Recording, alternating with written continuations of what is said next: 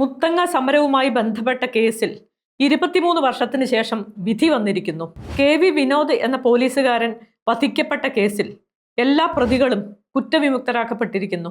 എന്നാൽ അബ്ദുൽ സലാം എന്ന പോലീസുകാരന് പരിക്കേറ്റ കേസിൽ, പോലീസിന്റെ ഭാഷയിൽ പറഞ്ഞാൽ വധശ്രമ കേസിൽ, മുത്തങ്ങ സമര നേതാവ് M ഗീതാനന്ദനടക്കം 4 പേർക്ക് 5 വർഷം കഠിന തടവിനും 10,000 രൂപ വീതം പിഴയും ശിക്ഷ വിധിച്ചിരിക്കുന്നു.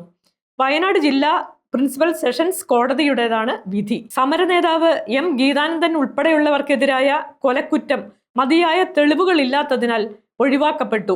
വിവിധ കേസുകളിലായി പ്രതി ചേർക്കപ്പെട്ടത് 57 പേരായിരുന്നു. അതിൽ 15ഓളം പേർ ഇക്കാലത്തിനിടയിൽ മരണപ്പെടുകയും ചെയ്തു. 2003 ഫെബ്രുവരി 19 മുത്തങ്ങ സമരത്തിൽ പോലീസ് വെടിവെപ്പ് നടക്കുന്നതും സമരസമിതി പ്രവർത്തകനായ ജോഗി കൊല്ലപ്പെടുന്നതും. വിനോദ് എന്ന പോലീസുകാരനും അവിടെ വെച്ച് കൊല്ലപ്പെട്ടു. വാസ്തവത്തിൽ പോലീസുകാർക്ക് നേരെ നടന്ന ആക്രമണത്തിൽ മാത്രമാണ് പോലീസ് കേസെടുത്തിരിക്കുന്നത്. ആദിവാസികൾ ആക്രമിക്കപ്പെടുന്നതിൻ്റെയും ജോഗിയെ ക്രൂരമായി പോലീസ് മർദ്ദിക്കുന്നതിൻ്റെയും വെടിവെച്ച് കൊല്ലുന്നതിൻ്റെയും തെളിവുകൾ ഉണ്ടെങ്കിലും ആ കേസിൽ ഒരു പോലീസുകാരനും ശിക്ഷിക്കപ്പെട്ടിട്ടില്ല എന്നത് നീതി നിഷേധം തന്നെയാണ്. പോലീസ് വെടിവെപ്പിലാണ് ജോഗി കൊല്ലപ്പെട്ടത്. എന്നാൽ പോലീസ് വെടിവെപ്പ് എന്നത് ക്രമസമാധാനം കൈവരിക്കുന്നതിനായുള്ള ഔദ്യോഗിക കൃത്യനിർവഹണത്തിന്റെ ഭാഗമാണ്. അതിനാൽ അത് ക്രിമിനൽ കുറ്റമായി കണക്കാക്കാനാവില്ല എന്നാണ് CBI കോടതിയിൽ നൽകിയ റിപ്പോർട്ടിലുള്ളത്. ഇത് കോടതി അംഗീകരിക്കുകയും ചെയ്തു. അങ്ങനെ ജീവിക്കാനായി ഭൂമിക്ക് വേണ്ടി സമരം ചെയ്തതിന്റെ പേരിൽ ഒരു ആദിവാസിയെ ഭരണകൂടം നിഷ്ഠുരമായി കൊലപ്പെടുത്തിയ കേസ് തേച്ചുമാച്ച് കളയപ്പെട്ടിരിക്കുന്നു. അതുകൊണ്ട് തന്നെ ജനാധിപത്യ വിരുദ്ധമാണ് കോടതി വിധി എന്നാണ് മുത്തങ്ങ സമര നേതാവായ CK ജാനു മാധ്യമങ്ങളോട് പറഞ്ഞത്. മുത്തങ്ങയിൽ ആദിവാസികൾക്കെതിരായുള്ള ഭരണകൂട ഭീകരത തന്നെയാണ് അരങ്ങേറിയത്. മാത്രമല്ല, ഈ മുത്തങ്ങ സമരത്തിന് എതിരായി ചില പരിസ്ഥിതി സംഘടനകളും അതുപോലെ മുഖ്യധാര രാഷ്ട്രീയ പാർട്ടികളും നിലകൊണ്ടു. സമര നേതാക്കളായ CK ജാനുവും M ഗീതാനന്ദനും KK സുരേന്ദ്രൻ മാഷുമടക്കം നിരവധി സ്ത്രീകളും കുട്ടികളും ക്രൂരമായ മർദ്ദനത്തിനിരയായി ജയിലിലടയ്ക്കപ്പെട്ടു. അക്ഷരാർത്ഥത്തിൽ നരനായാട്ടായിരുന്നു ആന്റണി പോലീസ് നടത്തിയത്.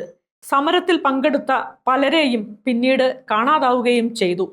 കേരളത്തിലെ ആദിവാസി ഭൂപ്രശ്നം ഒരു പ്രധാന വിഷയമായി പൊതുസമൂഹത്തിന് മുന്നിലേക്ക് എത്തിക്കാൻ കഴിഞ്ഞു എന്നതു തന്നെയാണ് മുത്തങ്ങ സമരത്തിന്റെ ചരിത്ര പ്രാധാന്യം. ഈ ഭൂസമരം കേരളത്തിന്റെ സാമൂഹ്യ രാഷ്ട്രീയ ചരിത്രത്തിലെ നിർണായക സംഭവങ്ങളിൽ ഒന്നായിരുന്നു. ആദിവാസികളുടെ ഭൂ അവകാശം, ജീവനോപാധി, മറ്റ് സാമൂഹിക അവകാശങ്ങൾ എന്നിവയ്ക്കായി നടത്തിയ ശക്തമായ പ്രതിരോധമായി ഇത് മാറി. 2001 ആഗസ്റ്റ് 29 മുതൽ ഒക്ടോബർ 16 വരെ തിരുവനന്തപുരത്ത് സെക്രട്ടേറിയറ്റിന് മുന്നിൽ നടത്തിയ കുടിൽകെട്ടി സമരത്തിന് നേതൃത്വം നൽകിയതും CK ജാനുവും ഗീതാനന്ദനും തന്നെയായിരുന്നു. സമരത്തെ തുടർന്ന് ആന്റണി സർക്കാർ ആദിവാസികൾക്ക് ഭൂമി വിതരണം ചെയ്യാമെന്ന് ഉറപ്പ് നൽകിയെങ്കിലും അത് നടപ്പിലാക്കാതിരുന്നതാണ് മുത്തങ്ങ സമരത്തിലേക്ക് വഴിവെച്ചത്. 2003 ജനുവരിയിൽ 100 കണക്കിന് ആദിവാസികൾ മുത്തങ്ങ വനമേഖലയിൽ പ്രവേശിച്ച് അവിടെ കുടിൽകെട്ടി. അതുവരെ മുന്നോട്ട് വച്ചിരുന്ന ആവശ്യം അന്യാധീനപ്പെട്ട ആദിവാസി ഭൂമി തിരിച്ചു പിടിക്കുക എന്നതായിരുന്നുവെങ്കിൽ മുത്തങ്ങ സമരത്തോടെ അത് അന്യാധീനപ്പെട്ട ഭൂമിക്ക് പകരം 5 ഏക്കർ വീതം ഭൂമി ലഭ്യമാക്കുക എന്നായി മാറി. മുത്തങ്ങ സമരം നടന്ന് 23 വർഷത്തിനിപ്പുറവും ആദിവാസികൾ കിടപ്പാടത്തിനും കൃഷിയിടത്തിനുമായി ജീവൻ മരണ സമരങ്ങൾ തുടർന്നുകൊണ്ടേയിരിക്കുന്നു എന്നതാണ് ഏറെ സങ്കടകരമായ വസ്തുത.